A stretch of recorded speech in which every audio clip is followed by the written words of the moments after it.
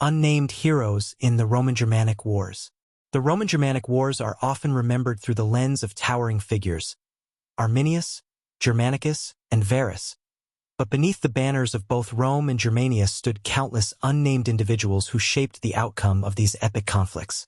These were soldiers, scouts, villagers, and even slaves, whose courage and sacrifices remain hidden in the shadows of history. Their stories, though unnamed, carry the weight of heroism and tragedy that define the struggle between the two worlds. Chapter 1. The Silent Centurion. In the Roman army, discipline and unity were paramount. Among the thousands who marched under the eagle standard, one centurion led his men into the heart of Germania, his name lost to time.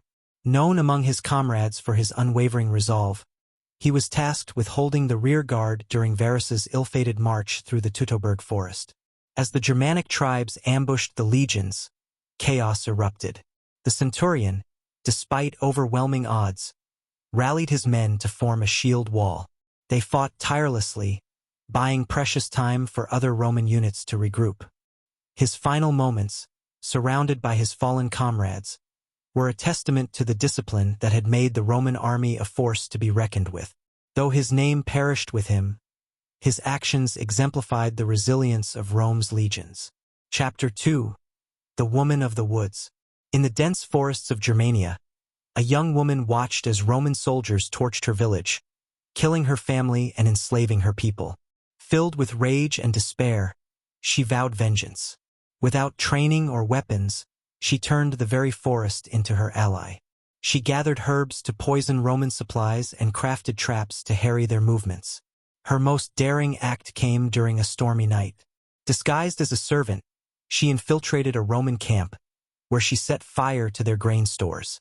The chaos that ensued disrupted Roman plans for weeks, giving her tribe the time they needed to regroup.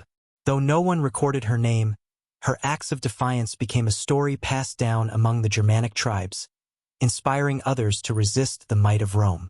Chapter 3. The Loyal Standard-Bearer. In Roman tradition, the aquilifer or standard-bearer was a position of great honor and responsibility. During the Battle of Idistavizo, one such aquilifer found himself separated from his cohort as the battle raged around him. Determined not to lose the eagle standard, a symbol of Rome's pride, he fought off waves of Germanic warriors with nothing but his gladius and the heavy pole in his hands. Though wounded and outnumbered, he managed to keep the standard from falling into enemy hands. His bravery turned the tide of morale, as nearby Roman soldiers rallied to his position. In the aftermath of the battle, his body was found clutching the standard, his name unrecorded, but his sacrifice immortalized in the stories told by his surviving comrades. Chapter 4. The Defector's Dilemma. Among the Germanic ranks, there were those who had once served Rome. One such man, a former auxiliary soldier, returned to his tribe after years of fighting for the empire. Torn between his loyalty to his kin and the discipline instilled in him by the Roman legions, he became a crucial figure in Arminius's plans. Using his knowledge of Roman tactics, he advised the Germanic forces on how to exploit the weaknesses of the Roman formations. It was his guidance that helped shape the ambush strategy in the Teutoburg forest. Despite his instrumental role, he was never celebrated, for his own people viewed him with suspicion, and the Romans considered him a traitor. His story is a poignant reminder of the complexities of identity and loyalty in times of war. Chapter 5. The Forgotten Slave. Slaves were the invisible force that sustained both Rome's legions and Germania's tribal societies.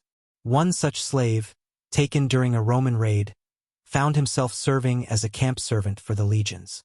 Forced to cook and carry supplies, he bore witness to the brutality of both sides. When the ambush at Teutoburg forest began, the slave seized his chance. He used his knowledge of the Roman camp layout to guide a group of Germanic warriors through a hidden path, allowing them to strike at the heart of the Roman command. His actions were pivotal in sowing chaos among the legions, yet his name was never sung in victory. He vanished into history, a ghost among the countless lives caught in the crossfire. Chapter 6.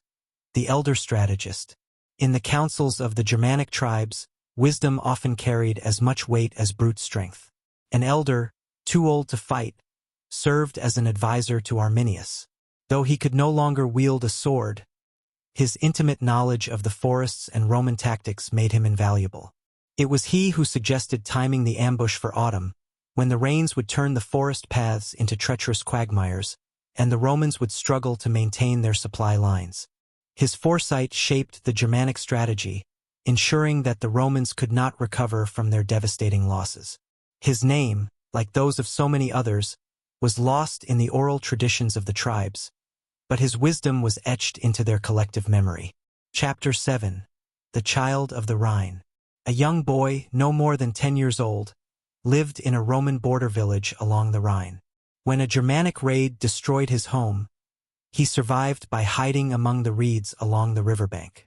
Alone and afraid, he wandered the wilderness, eventually stumbling upon a Roman patrol. The soldiers, moved by his plight, took him in as a camp follower. Over time, the boy became a symbol of hope for the weary soldiers. His youthful courage, running messages and helping the wounded, earned him admiration. Though his name was never recorded, his presence reminded the soldiers of what they fought to protect, even in the face of insurmountable odds. Chapter 8. The Unsung Healer. In both Roman and Germanic camps, healers worked tirelessly to tend to the wounded. One such healer, a Germanic woman taken captive during a Roman raid, was forced to serve as a medic for the legionaries. Despite her captivity, she treated every soldier with care, saving countless lives. When a Roman officer, gravely wounded in battle, questioned why she helped her captors, she simply replied, "Life is sacred."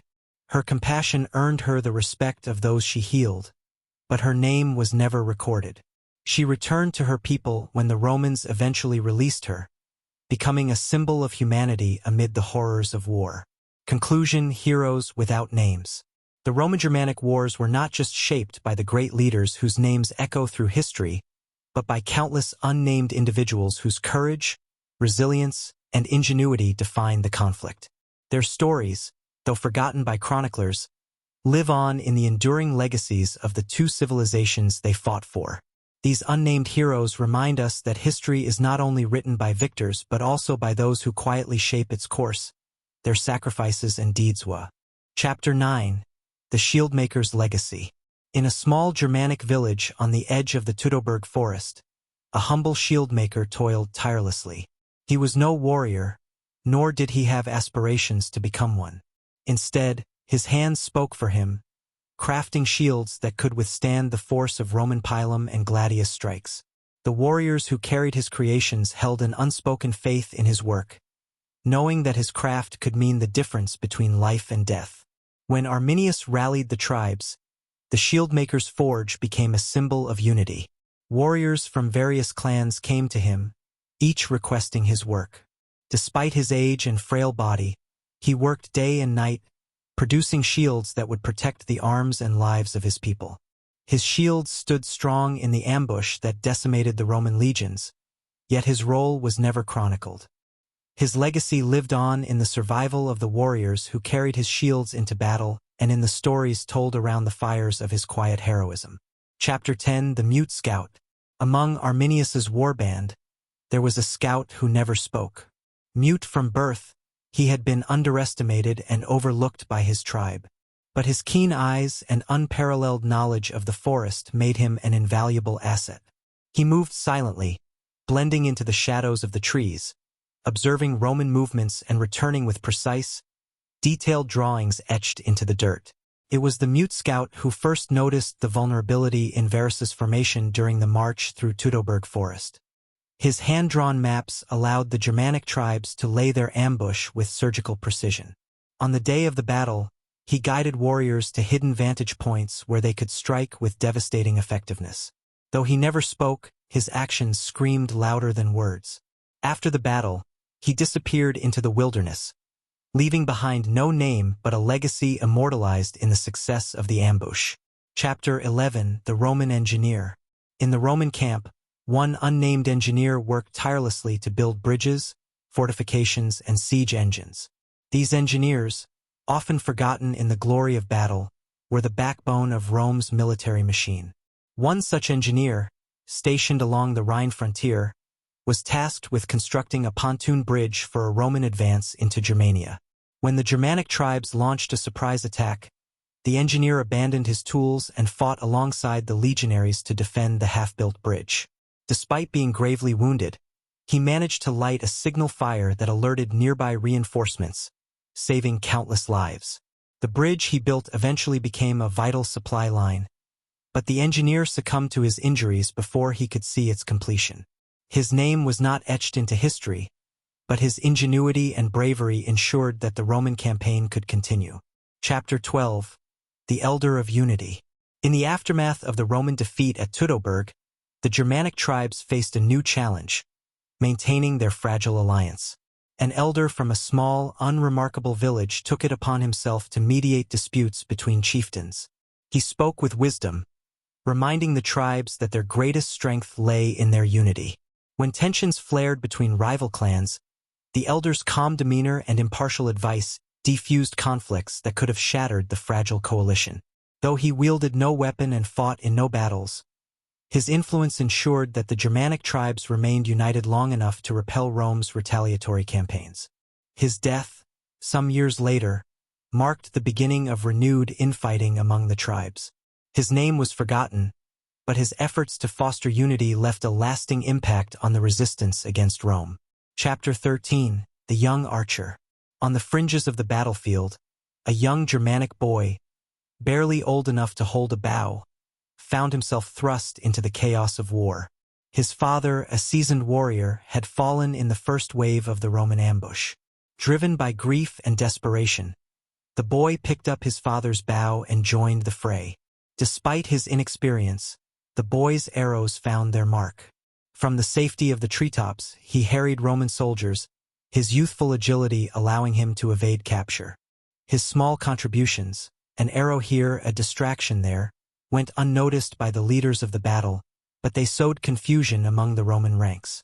When the battle ended, the boy returned to his village, scarred but alive. Though his deeds were small, they symbolized the determination of an entire generation to resist Roman domination. He grew into a respected warrior, his youthful courage becoming a source of inspiration for his tribe. Chapter 14. The Poet of Loss. Amid the chaos of war, there was a Germanic bard who traveled between